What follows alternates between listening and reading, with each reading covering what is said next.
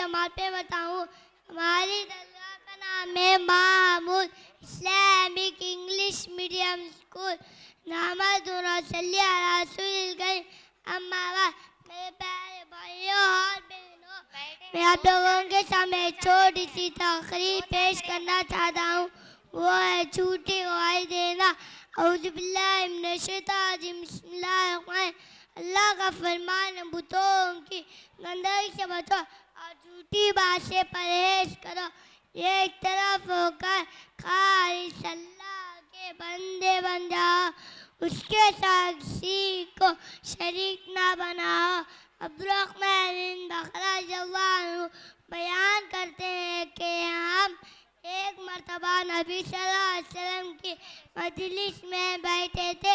نبی صلی اللہ علیہ وسلم نے اپنے صحابہ سے 3 مرتبہ فرمایا، الا انبئکم باکبر الکبائر، کیا میں تمہیں کبیرہ گناہوں سے سب سے بڑے گناہ کے بارے میں نہ بتلاؤں؟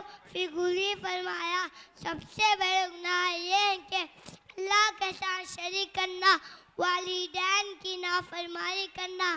نبی صلی اللہ علیہ وسلم تیل لگائے ہوئے تھے، سیدھے ہو کر بیٹھ گئے اور فرمایا جھوٹی بات کہنا. پھر اسی جملے کو بار بار دہرایا حتیٰ کہ ہم تمنا کرنے لگے کہ کاش نبی صلی اللہ علیہ وسلم خاموش ہو جاتے. آخر میں اللہ تعالیٰ سے دعا، اللہ تعالیٰ ہم تمام کو جھوٹی گواہی دینے سے بچائے.